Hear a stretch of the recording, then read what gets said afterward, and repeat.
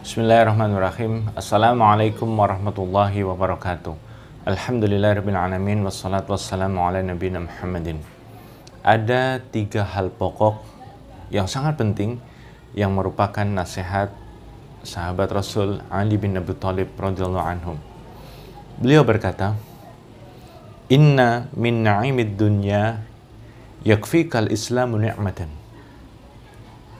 Wa inna minasy-syughli yakfikat ta'atu syughlan. Wa inna minal ibrah yakfikal mautu ibratan." Ada 3 hal pokok yang sangat penting. Yang pertama, sesungguhnya dari sekian banyak nikmat dunia, maka nikmat yang paling nikmat adalah nikmat Islam. Yang kedua, dari sekian banyak kesibukan, cukuplah kesibukan yang paling utama adalah ketaatan. Jadikan ketaatan sebagai kesibukan. Yang ketiga, dan sesungguhnya dari semua pelajaran, dari semua nasihat, dari semua ibroh, maka cukuplah bagimu ibroh itu adalah kematian. Saudaraku yang dimuliakan Allah, yang pertama, dari semua banyak nikmat, ternyata nikmat Islam itu terbaik. Nikmat Islam itu terbesar.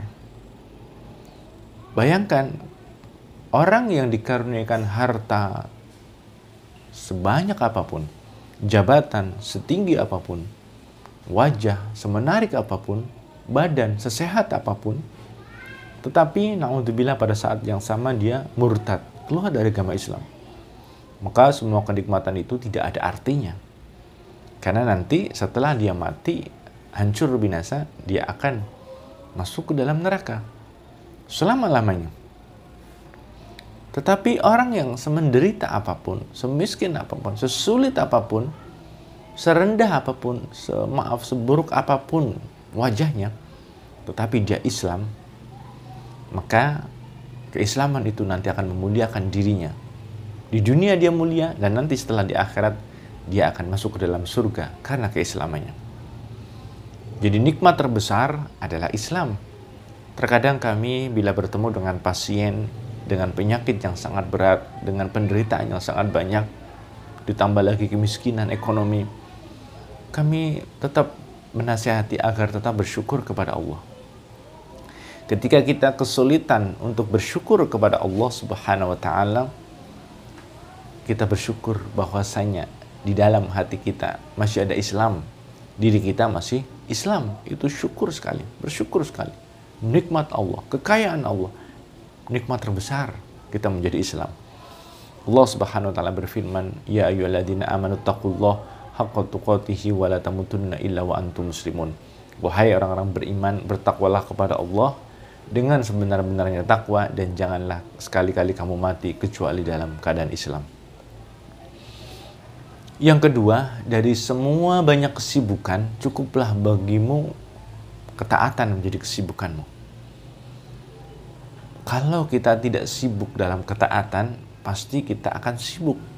Kalau nggak sibuk dalam kelalaian, kemaksiatan, maupun kezaliman. Maka kalau kita menyibukkan waktu kita, umur kita dengan ketaatan, itu adalah keberuntungan yang sangat besar.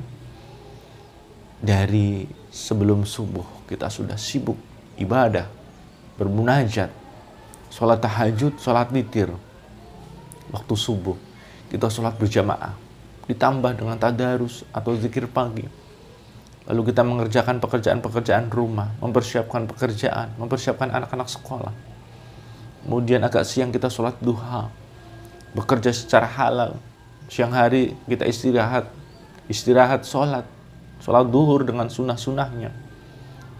Makan siang dengan cara yang baik dan halal. Atau kalau berpuasa kita tidak makan. Sore hari kita sholat asar.